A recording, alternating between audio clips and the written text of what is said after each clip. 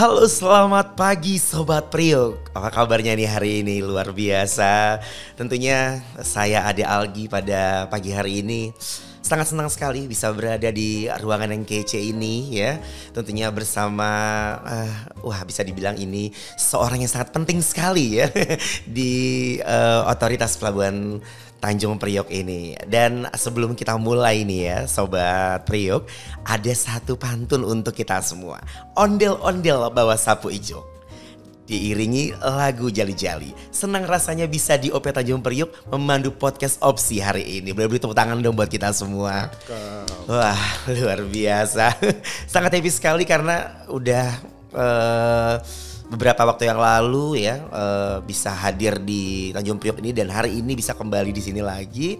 Dan tentunya podcast opsi ini Otoritas Pelabuhan Sapa Indonesia ini adalah perdana nih Sobat Priok. Jadi mungkin bisa terus menyaksikan apa aja sih yang nanti akan dibahas di podcast opsi ini. Dan hari ini adalah perdana, tentunya ada beberapa hal yang akan kita obrolkan di sini. Dan pada pagi hari ini sudah ada Bapak yang sangat kece sekali tentunya mengetahui tentang Pelabuhan Tanjung Priok. Selamat pagi Bapak Subagio. Pagi Bang Ade. Gimana Bang, sehat? Sehat alhamdulillah. Bapak gimana, sehat Pak? Alhamdulillah. Sudah olahraga hari ini Pak? Olahraganya jalan pagi. Jalan pagi. Ini Pak Subagio ini adalah kepala otoritas pelabuhan dari Tanjung Priok, betul ya Pak Subagio ya? Hari ini kita akan banyak ngobrol nih sama Pak Bagio tentang OP Tanjung Priok ini, karena kita tahu banyak hal yang bisa kita ceritakan kepada Sobat Priok ini. Seperti apa sih OP Tanjung Priok ini bekerja, melayani masyarakat dan juga melayani seluruh stakeholder yang ada di sini. Nah, mungkin sebelum kita melangkah lebih jauh nih Pak Subagio nih ya, mungkin saya pengen tahu kesibukan apa aja nih yang tadi mungkin Bapak bilang olahraga dulu mungkin ya sebelum berangkat bekerja gitu ya. Mungkin ada kesibukan apa lagi nih selain dari mengurusi OP Tanjung Priok ini? Ya, terima kasih Bang Ade, selamat datang di Tanjung Priok. Ya. Kalau tadi berpantun, saya boleh berpantun juga. Boleh banget dong. Balas pantun nih kayaknya nih. Rujak jeruk pakai gula merah. Cakep. Tanjung Priok memang Aduh, banget pokoknya ya. Ya, saya kira kesibukan saya ya, kalau pagi itu karena waktu kita di rumah hanya di pagi hari, alhamdulillah saya selalu sempatkan untuk sholat jamaah di masjid ya. Dan ambil jarak masjid yang paling jauh. Iya. Disitulah saya jogging gitu. Oh gitu. Agak tambah jauh masjidnya kayaknya tambah banyak pahalanya begitu ya. Dan kita juga sehat juga. Sehat juga betul. Terus tentunya kita pada saat mau berangkat ke kantor ke Tanjung Priok di pelabuhan yang sangat kita cintai ini, kita sudah berpikir nih agenda kita hari ini apa nih. Iya. Dan khusus untuk Tanjung Priok, kita sehari-hari komunikasi dengan seluruh stakeholder di Tanjung Priok ini tidak selalu offline tatap muka. Oke. Kita punya WA group yang komunikasi itu setiap saat. Iya. Jadi kita punya dimanapun berada bisa berkomunikasi dan berkoordinasi. Dan itu terkait dengan kinerja dari pelabuhan ini ya. Kita harus terus memantau dan memastikan bahwa flow yang ada di Tanjung Priok ini lancar, ya, baik dari yang keluar maupun yang masuk pelabuhan. Betul. Jadi kita punya sistem namanya SITAP.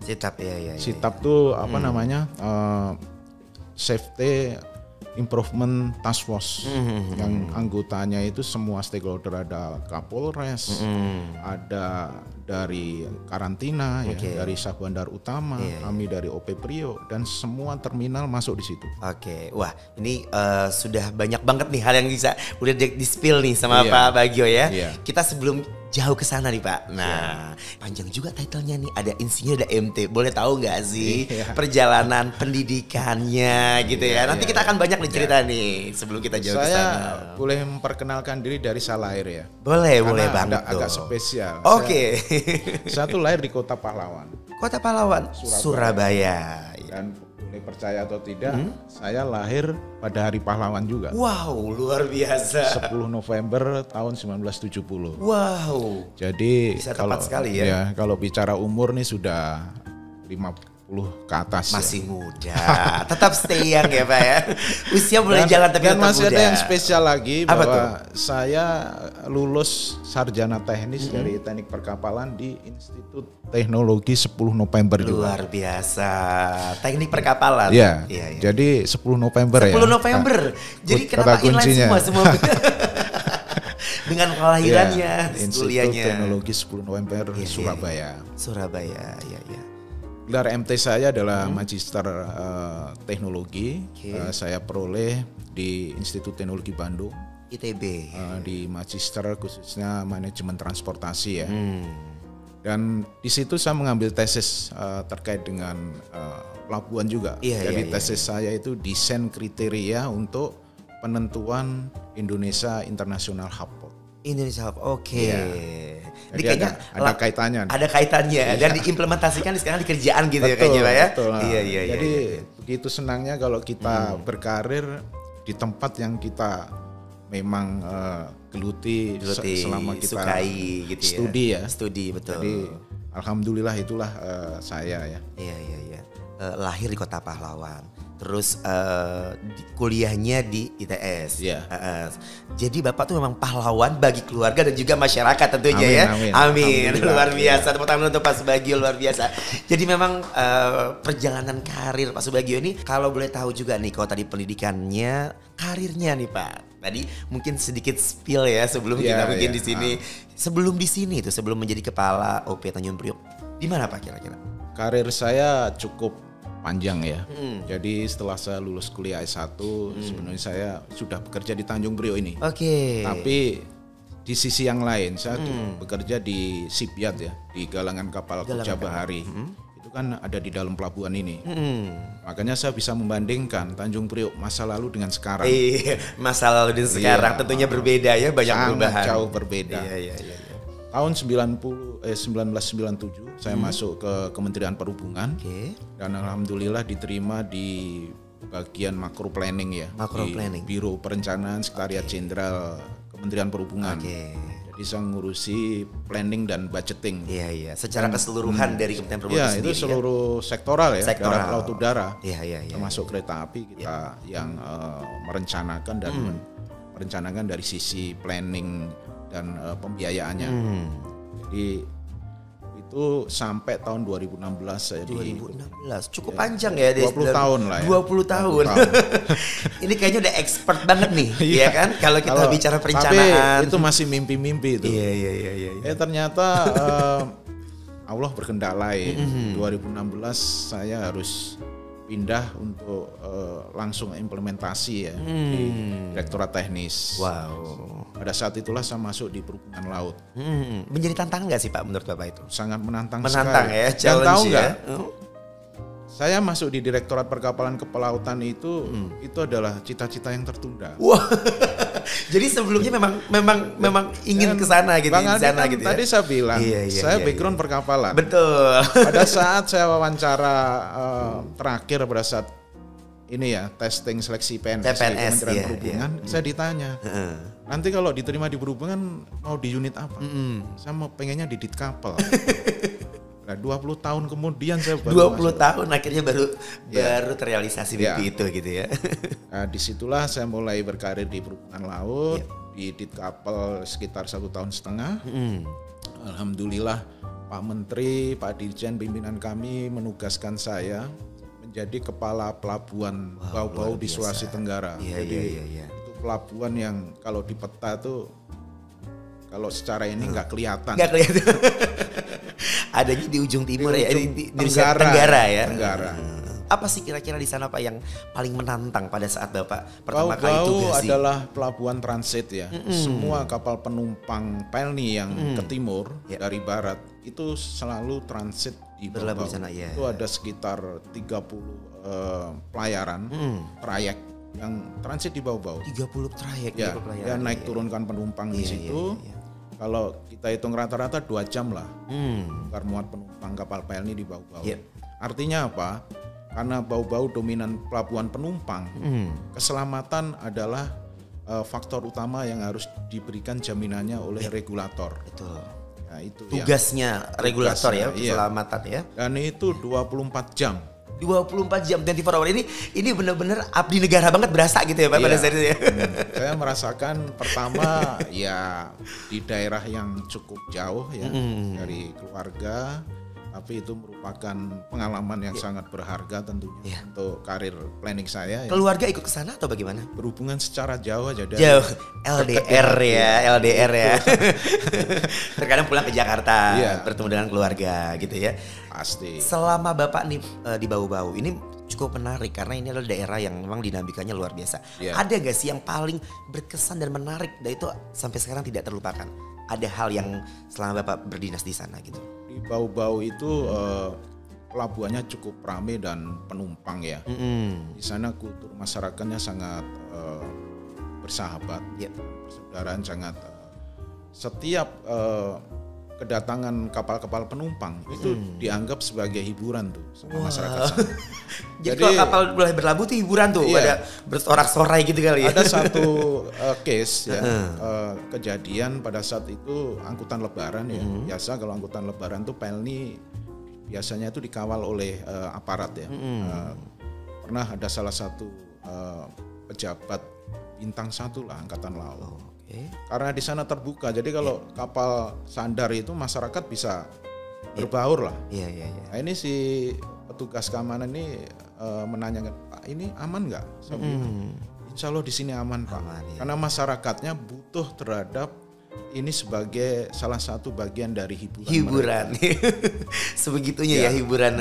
Jadi nggak perlu dikhawatirkan insya Allah nggak ada teroris di sini dan ini jadi. Disitulah bagaimana kita bisa mengajak masyarakat untuk menjadi bahwa pelayanan transportasi itu adalah kebutuhan. Sehingga sama-sama kita menjaga ya. Jadi itu salah satu pengalaman yang menarik di Bau-Bau. Jadi di satu sisi Bapak sebagai regulator, sebagai pemerintah, tapi harus merangkul masyarakat dengan budaya yang seperti itu. Gitu ya. Di satu sisi lagi juga ada TNI yang tentunya khawatir dengan budaya seperti itu. Dan Bapak meyakinkan bahwa itu adalah sebuah tradisi yang memang sudah biasa. Kita kasih ruang mereka. Kita kasih ruang, kita tata. Dan kita tahu batas-batas mana itu yang bahaya, mana yang tidak menyelamatkan. Kita batasin ruang itu. Tapi mereka happy. Di situ berasa nggak sih Pak bahwa seorang abdi negara bagaimana mengayomi masyarakat? Disitulah kita sangat ya. Merasa sekali kita bisa bersama-sama ya. Bersama-sama untuk mensukseskan pelayanan transportasi ini. Betul. Kan bagaimanapun itu menjadi bagian dari tradisi mereka dan itu juga wilayah mereka gitu ya. Betul. Nah ngomong-ngomong nih kalau tadi sudah bicara tentang perjalanan karir, pendidikan dan lain sebagainya, kita sekarang mau tanya nih ya Bapak. Menurut Bapak nih bagaimana sih keadaan atau perkembangan dari pelabuhan di Indonesia? Karena Bapak ini kayaknya udah cukup lama nih gitu ya berpindah-pindah. Berarti sudah cukup tahu dong nih ya bagaimana sih perkembangan dari pelabuhan Indonesia itu sendiri. Silakan Pak. Ya saya kira alhamdulillah sekali lagi saya di samping punya banyak pengalaman di sisi operasional. Saya juga pernah jadi direktur pelabuhan 3,5 tahun. Jadi dari tataran policy sudah inilah. Perkembangan kepelabuhanan di Indonesia sudah cukup pesat dan maju ya, di mana pemerintah telah banyak memberikan kesempatan dan peluang kepada semua pihak, baik itu pemerintah daerah, private sektor ya, swasta untuk ikut, baik itu merencanakan, membangun dan mengelola pelabuhan. Jadi kalau dulu teman-teman bahwa pelabuhan itu dikelola oleh BUMN saja, sekarang enggak, swasta boleh. Dan itu tentunya akan men-trigger BUMN juga untuk jadi lebih baik, betul. Karena ada pesaing nih. Jadi contohnya yang sekarang dikelola oleh non BUMN adalah Patimban ya, Patimban itu private. Terus Pelabuhan Anggrek Gorontalo itu sudah di KPBU kan dengan private juga. Nah, ini nanti ke depan pasti akan berkembang untuk yang pengelola ya, operatornya. Ya ini akan menjadi suatu yang baik bagi pelayanan kepelabuhanan di Indonesia. Iya. Kalau menurut Bapak nih ya, kan tadi Bapak bilang ada pelabuhan yang memang dikelola oleh sektor private, BUMN. Nah, itu bagaimana berjalannya antara pemerintah yang dalam hal ini Kementerian Perhubungan atau mungkin kementerian lainnya yang berada di dalamnya, itu apakah bisa berjalan beriringan secara maksimal untuk mewujudkan pelabuhan yang tentunya lebih baik lagi? Kalau itu jawabannya harus. Harus ya.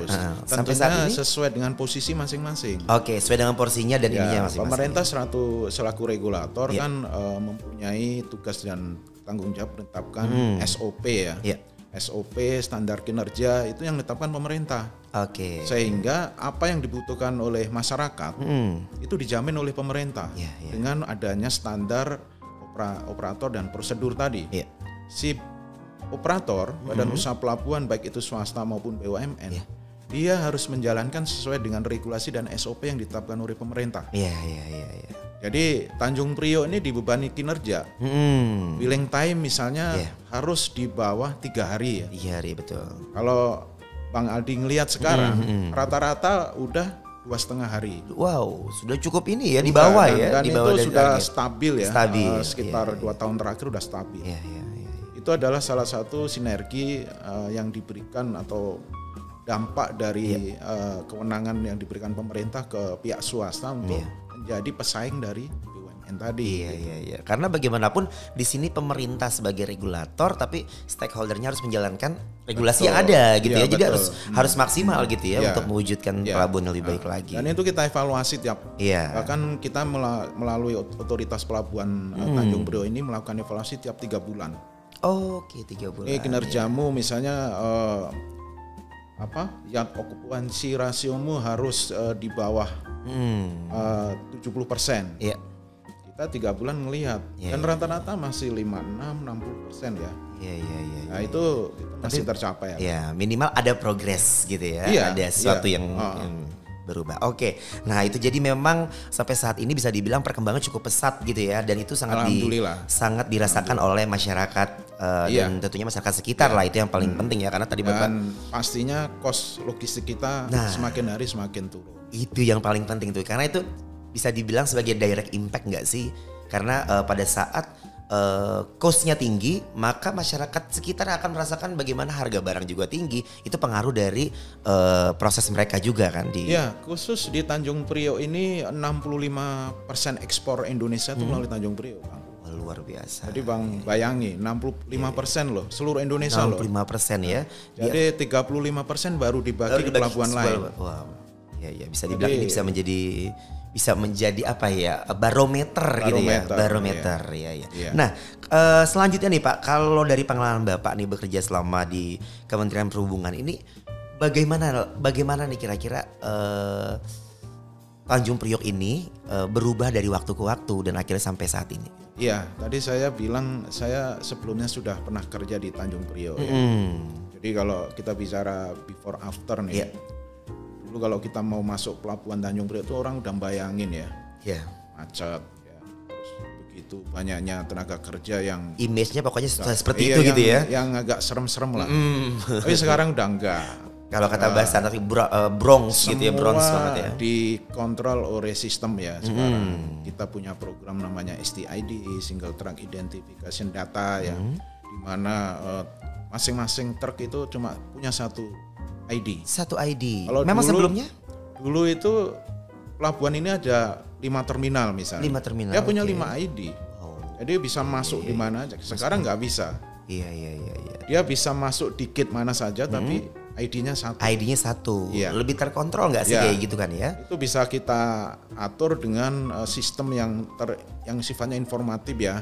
Kalau dia mau masuk dari gate sini padat, saya pindah ke gate sebelah yang kosong. Iya. Jadi sudah sangat fleksibel ya, sangat dinamis, dan sistem itu memberikan informasi yang dibutuhkan oleh pengguna jasa. Itu sangat di Tanjung Priok sudah bertransformasi ke sana. Kalau tadi Bapak bilang 65% itu ada di Tanjung Priok. Berapa sih jumlah angkutan atau truk yang masuk Tanjung Priok itu atau jumlah secara keseluruhan? Ya, kebetulan kita kemarin melakukan pendataan dengan STID sistem ya, itu sampai 1 hari yang lalu data di kita sudah sekitar 27.000 27.000, wow sangat banyak sekali tuh, fantastis ya. Kendaraan yang keluar masuk di sangat Tanjung update Priok ya dengan data yang ada ya Valid ya. Nah, kita masih terus buka ya. Iya.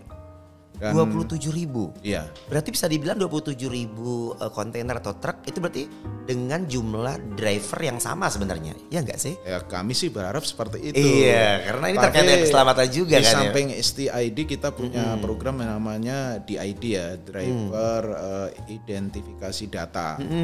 Dan saya kaget juga. Ternyata data di hari kemarin itu baru dari 27.000 truk yang data masuk di kami sekitar 6.000 sampai 7.000. Wow.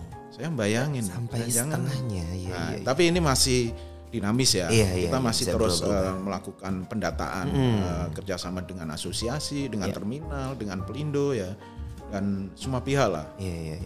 Nanti yang kurang misalnya kualifikasi drivernya masih belum, kita diklatkan dan sebagainya. Iya. Jadi karena tidak proporsional antara jumlah truk atau kendaraan yang ada dengan Iya.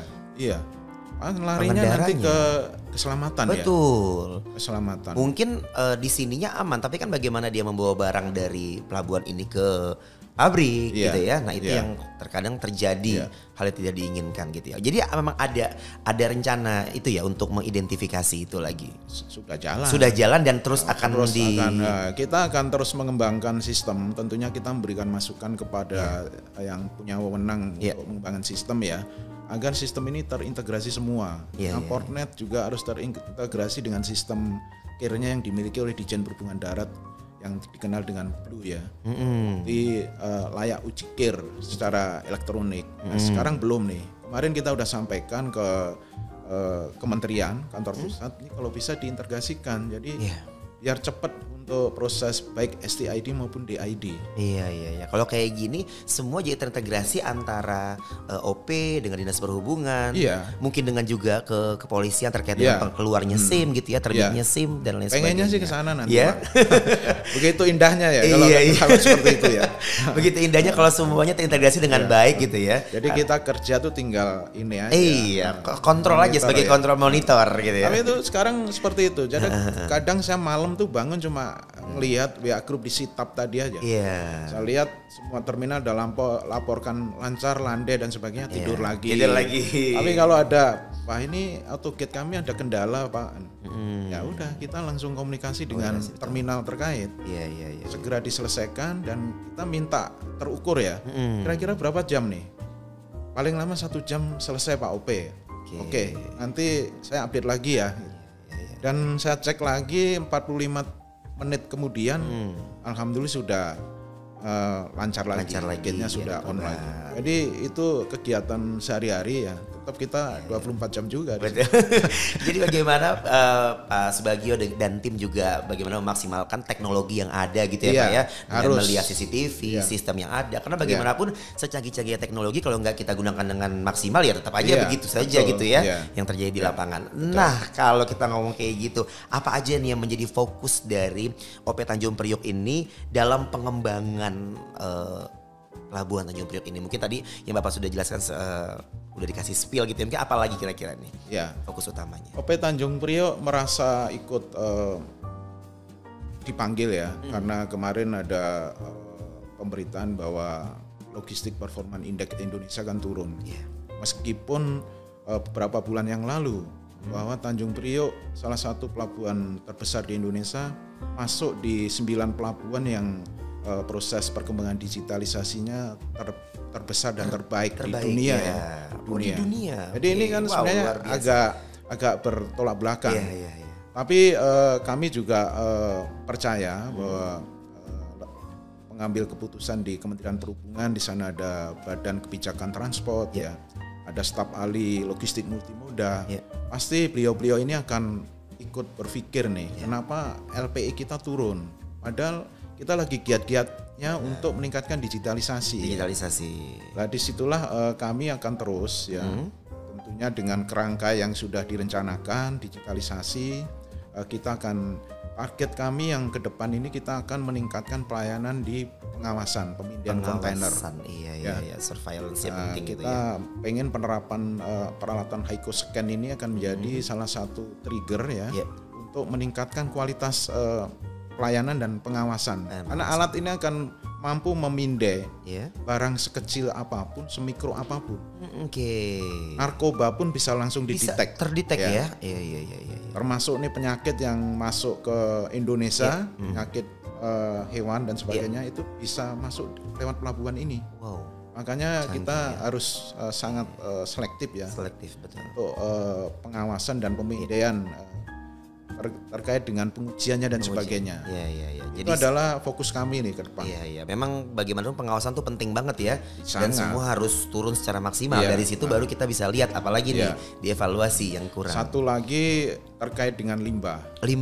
Masalah perlindungan lingkungan maritim kan juga menjadi isu secara internasional. Betul. Apalagi di lingkungan Priok ini ya. Tanjung Priok wajib green port katanya. Green port, Kami sedang kerjasama dengan Badan Usaha Pelabuhan, teman-teman Pelindo kemarin baru launching untuk sistem pengelolaan limbah dari kapal ke pelabuhan dan limbah ini masih bisa dimanfaatkan ya. Dan itu sampai kita kontrol dan monitor sampai ke tempat pemanfaatan dan pembuangannya. Di situ mungkin peran pemerintah juga ya, bagaimana mengarahkan masyarakat atau stakeholder yang ada untuk melakukan kegiatan itu ya. Jadi kita atur mekanismenya biar pengelolaan limbah ini bisa dikeluarkan dari pelabuhan ini sesuai dengan ketentuan dan tentunya ketentuan-ketentuan perlindungan lingkungan yang ditetapkan oleh Kementerian Lingkungan Hidup. Oke, luar biasa. Sampai ke titik itu ya Pak ya, peran dari OP ini bagaimana pelabuhan ini secara keseluruhan overall itu mendapatkan penilaian yang maksimal gitu ya. Itu banyak banget yang harus dibenahi gitu. Nah, selain tadi Bapak bilang dari Green Port, itu apa lagi kira-kira yang bisa dimaksimalkan dari Tanjung Priok ini agar menjadi pelabuhan yang tentunya menjadi pelabuhan percontohan lah di Indonesia dan juga. Kita sebenarnya sudah ada kerangkanya ya. Kita ada program namanya Stranas PK ya. Jadi kita minimize untuk peluang-peluang terjadinya kegiatan koruptif. Di sini alhamdulillah Tanjung Priok itu sudah mendapatkan predikat wilayah bebas korupsi dan wilayah bebas untuk melayani ya. Mantap. Jadi sudah BPK, BPW bebas melayani BPPM. Dan kita juga sudah punya standar ISO, beberapa standar ISO yang menjadi persyaratan sebagai pelabuhan besar ya. Jadi saya kira itu yang kita akan pertahankan. Itu menjadi indikator jelas ya bahwa ini adalah pelabuhan yang memang satu lagi cukup membanggakan di sini selama saya menjadi kepala kantor di sini sekitar 7-8 bulan ya. Itu kolaborasi antar stakeholder cukup kompak ya. Jadi ini saya sangat. Itu yang paling penting itu. Itu paling penting. Kita bisa komunikasi kapanpun. Kalau kita butuhkan kita berdiskusi dan sebagainya. Dan yang menjadi salah satu prioritas kita sedang menata pelayanan di terminal penumpang. Karena kenapa? Terminal penumpang ini adalah salah satu fasilitas pelabuhan yang langsung berhubungan dengan masyarakat. Dan dirasakan langsung dari masyarakat. Kita sedang tata, kita kerjasama dengan operator kapalnya yaitu PT Pelni dan operator terminalnya PT Pelindo untuk menjamin bahwa pelayanan terhadap penumpang ini bisa memberikan kenyamanan kepada mereka ya. Dan kita lebih meningkatkan dari sisi kecepatan dan ketepatan waktunya. Sehingga masyarakat merasa kepastian pelayanannya itu bisa terjamin. Kalau tadi aja kita bicara barang aja udah lumayan banyak ya PR-nya ya. Sekarang bicara bagaimana penumpang gitu ya. Orang gitu ya yang tentunya beda lagi nih. Kalau barang mungkin beda mati untuk beberapa stakeholder saja kita hadapi, tapi ini orang gitu ya. Ini luar biasa sih, memang harus solid ya antara OP dan juga stakeholder lainnya. Nah, tantangannya tadi mungkin udah masuk itu ya Pak ya. Tantangan itu ya Pak ya di OP ini. Ada satu tantangan yang kita harus terus berkolaborasi. Itu adalah merubah kultur. Setuju banget tuh. Kultur Indonesia memang kadang beda ya. Harus diprovokasi kadang. Kita bicara di Jakarta, bicara di Surabaya aja udah beda tuh kulturnya ya kan. Itu menjadi PR. Dan merubah kultur ini di semua lini ya, bukan di tataran operator saja, jasa. Kami di internal kantor otoritas pelabuhan, petugas-petugas kami ya, tim kami juga kita berusaha mencoba untuk lebih meningkatkan menjadi regulator yang entrepreneur.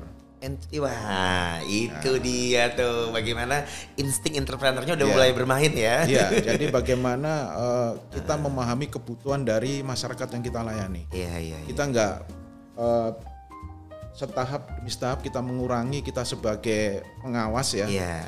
Tapi kita menjadi fasilitator. Iya, betul. Untuk solutif. Nah, itu yang kita terus tanamkan. Karena bisa dibilang ya Pak ya, kalau dulu nih ya berapa puluh tahun lalu, kalau kita bicara pemerintah itu kayaknya birokrat banget gitu ya. Nah, terkadang sangat berjarak nih antara pelaku usaha, stakeholder dengan birokrat ini. Nah, itu mungkin yang jadi terobosan baru juga tantangannya. Pak Menteri kami Pak Budi Karya Sumadi nyebutnya PNS banget. PNS banget. Kalau bahasa yang ini ya birokrat banget gitu ya. Tapi kalau saya melihat dari Pak Bagio nih, ini kayaknya insting entrepreneur dapat banget nih kayak gitu ya. Apalagi sudah punya pengalaman sebelum di Kemenhub ini sudah ada di galangan kapal, jadi tahu bagaimana keluhan mereka gitu ya. Dan selain itu apa lagi Pak tantangannya Pak? Yang tadi culture, mungkin ada lagi? Ya kita harus mengoptimalkan ruang ya. Tanjung Priok ini kan given ya, given atau takdirnya itu terbatas. Jadi kita geser ke sininya teriak, kita geser ke sini ke timur banjir. Nah, artinya kita harus berpikir untuk mengoptimalkan ruang yang serba terbatas. Salah satu toolsnya adalah teknologi dan digitalisasi tadi. Betul. Dan pengaturan timing ya, yang STID, TBS, terminal booking system ini adalah salah satu bagaimana kita mengatur, memanage waktu dan ruang ya. Karena dengan terminal booking system, pengguna jasa ini bisa memesan kapan dia harus masuk ke pelabuhan ya, armadanya dia dan sebagainya. Itulah salah satu cara untuk mengoptimalkan ruang dan waktu. Jadi kalau kita melihat ekspansi wilayah kayaknya udah nggak mungkin gitu ya. Jadi dari sisi mana nih yang bisa kita maksimalkan gitu ya Pak ya. Dan itu yang harus dilakukan gitu ya dari waktu dan lain sebagainya. Nah, ini tentunya ada pertanyaan dari netizen nih ya melalui media sosial yang ditanyakan ke Pak Bagio yang tentunya mempunyai kewenangan di sini nih di Pelabuhan Tanjung Priok. Ini dari Kacang_Lisius ini menanyakan Pak OP izin tanya, kenapa setiap menuju weekend akses ke Pelabuhan Tanjung Priok ini sering macet atau padat? Silakan Pak. Kenapa nih kira-kira nih weekend ya menuju weekend? Terima kasih untuk yang menanyakan, ini tentunya bentuk perhatian ya pada kami semua dan tentunya Tanjung Priok yang sangat kita cintai ini. Jadi kita harus memandang Pelabuhan Tanjung Priok ini sebagai satu kesatuan sistem terhadap sistem tata ruang di DKI Jakarta, khususnya Jakarta Utara ya. Jadi jangan memandang parsial Pelabuhan Tanjung Priok, karena pergerakan angkutan yang keluar masuk Pelabuhan Tanjung Priok kan berasal dari sana. Jadi kalau kita lihat ke arah Cilincing Cakung nih, selama ini saya melakukan evaluasi, saya melihat kemacetan yang paling dominan di hari Kamis sampai Minggu ya, itu ada di situ. Kamis sampai Minggu ya, menuju weekend berarti benar ya. Memang dari sisi data kedatangan kapal di hari-hari itu memang juga cukup tinggi ya. Cukup tinggi. Di weekend itu rata-rata tinggi. Artinya memang pergerakan dari sisi luar pasti menyesuaikan dong. Karena yang dia mau ambil barang kan pasti dari kapal. Berarti bisa dibilang jumlah kendaraannya meningkat. Itu kondisinya seperti itu. Yang kedua, yang tadi dari keruangan. Kami menyarankan karena sesuai kewenangannya untuk pengaturan traffic di Cilincing dan Cakung, yang di situ banyak depo-depo peti kemas kosong ya. Itu menjadi kewenangan dari beberapa pihak seperti Dinas Perhubungan ya, dari BPTJ. Marilah kita duduk bersama lah untuk memutuskan dan melakukan pengawasan terhadap operasionalnya depo peti kemas yang ada di situ. Ini dampaknya sangat luar biasa nih terhadap keluar masuk traffic di Tanjung Priok. Nah, dari luar kan ngelihatnya wah ini Tanjung Priok. Dia tidak melihat bahwa di situ udah bukan lagi kuasanya atau kewenangannya dari Tanjung Priok ya, tapi bagaimana dinas setempat mengatur kendaraan. Karena kami mau ambil action juga nggak bisa karena kita nggak punya kewenangan. Betul. Tapi kita sudah lakukan komunikasi dengan Dinas Perhubungan Kota Jakarta Utara dan Pemprov DKI, juga dengan BPTD, BPTJ. Badan Pengelola Transportasi Jabodetabek. Dan kita sudah lakukan berapa kali diskusi. Dan salah satu instrumennya yang akan diatur dan diawasin adalah penetapan tarif terhadap depo tadi. Jadi akan dikontrol melalui pricing policy. Mudah-mudahan berhasil ya. Dan kita akan support untuk kedua instansi ini. Iya, itu yang bisa diupayakan gitu ya, dan itulah yang bisa dijembatani atau dikoordinasikan dari pihak Tanjung Priok itu sendiri. Kan satu pesan dari kami ya untuk semua stakeholder, terutama pengambil keputusan dan yang memiliki wewenang, marilah kita berpikir secara multimoda transport ya sekarang. Kita nggak bisa nih parsial nih, karena sudah waktunya lah Indonesia berpikir ke multimoda betul. Meminimais kos logistik ini. Iya. Itu yang harus kita mulai lakukan ya. Bersama-sama, benar. Karena nggak bisa yang tadi lagi secara parsial. Kita harus semuanya harus melakukan itu. Oke, nah itulah pertanyaan. Nanti mungkin kita menunggu lagi pertanyaannya Pak ya. Kita break dulu. Satu pantun lagi nih buat Pak Bagio. Jalan-jalan ke pasar rumput. Cakep. Beli jeruk 1 kilo. OP Tanjung Priok emang Yahud pastinya karena Pak Subagio. Tepuk tangan beliau udah luar biasa. Kita break dulu, tetap di podcast Opsi pada pagi hari ini.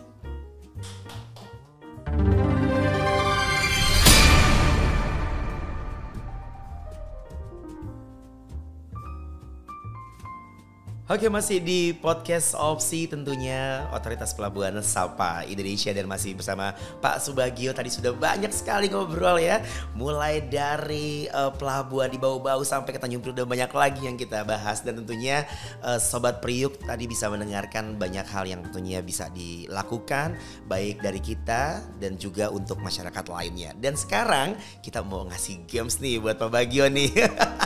Kayaknya dari tadi agak serius gitu ya, agak tegang, terus abis itu kita relax lagi. Nah sekarang kita relax beneran nih. Ada games nih Pak Bagio, siap ya? Siap. Gampang gamesnya. Karena Pak Bagio ini adalah seorang ASN yang tentunya sudah berkeliling Indonesia. Apalagi sudah mengetahui bagaimana pelabuhan-pelabuhan yang ada di Indonesia. Sudah lama sekali berdedikasi di Kementerian Perhubungan pada khususnya dan juga untuk Indonesia. Nah, untuk games kali ini, coba yang pertama ada apa sih? Boleh kita lihat di depan. Nah, Indonesia. Baru kemarin Indonesia HUT yang ke-78 ya Pak ya. Dan tambah semangat tentunya membangun Indonesia menjadi lebih maju lagi. Kalau menurut Pak Bagio sebagai seorang kepala Otoritas Pelabuhan Tanjung Priok, apa sih yang ada di benak dan juga hati Pak Bagio untuk Indonesia? Bhinneka Tunggal Ika, oke. Negara maritim, wow. Negara kepulauan, oke. 78% adalah lautan. Luar biasa, itulah Indonesia. Dan sangat terjauh sekali, cukup representatif ya, karena Indonesia negara maritim. Terus 78% lautan, dan juga tadi apa? Yang pertama? Bhinneka Tunggal Ika itu sangat penting sekali ya. Berbeda-beda tapi tetap satu jua. Dan satu lagi harus Indonesia sentris. Tepuk tangan dulu untuk Pak Bagio, luar biasa. Indonesia sentris, wow. Ini calon pemimpin Indonesia berikutnya nih. Ini kayaknya berikutnya saya ketemu Pak Bagio udah beda lagi tentang jabatannya nih. Apalagi yang kira-kira diemban oleh Pak Bagio untuk membenahi Indonesia. Berikutnya, kalau tadi kita secara umum, sekarang kita masuk Kementerian Perhubungan, yang mana dari tahun 1997 Pak Subagio berada di lembaga ini. Apa sih yang ada di benak Pak Subagio kalau bicara Kementerian Perhubungan? Konektivitas, keamanan dan keterjangkauan. Wow, itu tadi yang di-highlight, konektivitas. Karena bagaimanapun Kementerian Perhubungan ini mengontrol, membuat regulasi bagaimana semua berjalan dengan lancar, baik darat, udara, dan juga laut dan kereta api. Jangan sampai ya, apalagi sekarang sudah ada yang namanya LRT dan kereta cepat. Iya, itu harus diapresiasi tentunya, dan itu menjadi salah satu kinerja dari Kementerian Perhubungan. Dan satu lagi loh, ada kereta api di Sulawesi ya, yang itu nanti akan multimoda dengan Pelabuhan Garongkong. Wow, luar biasa. Jadi konsep terintegrasi. Sudah mulai ya, terintegrasi. Terintegrasi, multimoda. Dan itu adanya di Sulawesi. Luar biasa loh itu ya di Indonesia Sulawesi. sentris. Indonesia sentris kembali lagi, benar. Jadi bukan hanya kalau dulu hanya ada di Jawa. Sekarang sampai ke Indonesia Timur pun, bahkan di Papua kita sudah Insya Allah merasakan jembatan dan lain sebagainya. Dan kedepannya mungkin Kementerian Perhubungan akan membangun lagi sebuah pembangunan yang luar biasa dan itu akan dirasakan oleh masyarakat. Betul. Berikutnya, wah ini saya sampai merinding ya. Memang kalau bicara dengan calon pemimpin negara masa depan ini luar biasa ya. Sudah teruji nih gitu ya. Memimpin Kementerian Perhubungan ini keren. Nah, kalau tadi Kementerian Perhubungan, sekarang Pelabuhan Tanjung Priok. Dan ini sudah sangat melekat sekali di benak Bapak gitu ya. Karena sudah mengenal seperti apa yang ada 65% ekspor Indonesia melalui Tanjung Priok. Keren, luar biasa. 65%. Wow. Indonesia. Tanjung Priok adalah jantung dari Nasional Logistik Ekosistem. Luar biasa. Jantung. Iya, itu. Jadi bisa dibilang kalau jantungnya berhenti itu bahaya dong, ya kan? Jadi bagaimana pemerintah di sini terus melakukan sesuatu pembaruan, transformasi yang baru. Betul. Selain itu Pak, ada yang ingin sampaikan? Pelabuhan Tanjung Priok.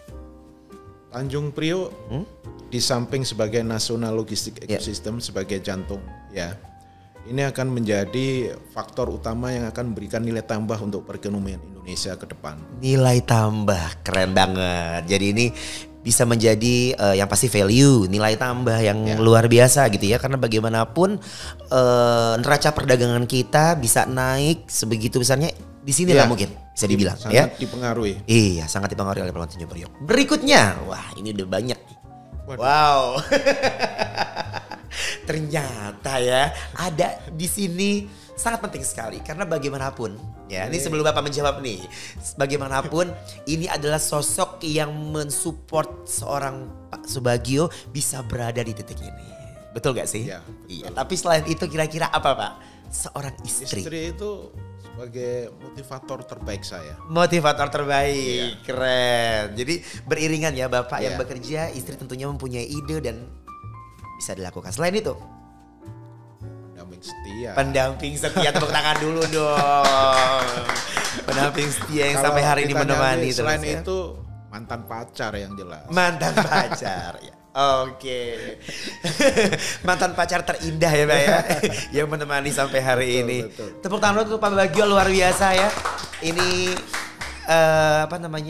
sebuah kalimat atau kata-kata yang sangat sakral sekali. 5 huruf tapi mempunyai makna yang begitu dalam. Sedalam lautan dan samudera.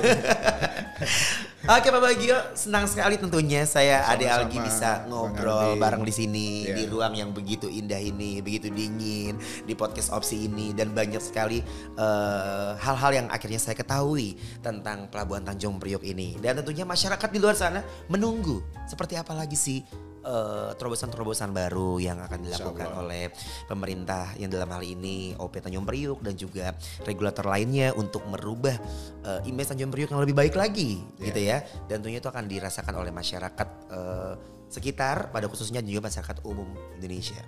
Iya. Mungkin ada yang ingin sampaikan closing statement Pak Subagio? Iya, dari Tanjung Priok kami berharap semoga ke depan kita semua bisa berkolaborasi dan memanfaatkan perkembangan digitalisasi untuk meningkatkan pelayanan kita. Dan satu lagi, marilah kita jadilah regulator yang entrepreneur dan solutif untuk masyarakat yang kita layani tentunya. Oke, luar biasa. Terima kasih. Itu dia Sobat Priok ya. Tadi kita telah mendengarkan podcast Opsi yang tentunya Pak Bagio sampaikan. Satu pantun lagi boleh Pak ya? Untuk menutup acara ini. Ibu Haja pergi mengaji. Cakep dong. Cakep ya. Pulang-pulang bawa bingkisan. Saya akhiri podcast kita hari ini. Semoga Sobat Priok selalu berkesan.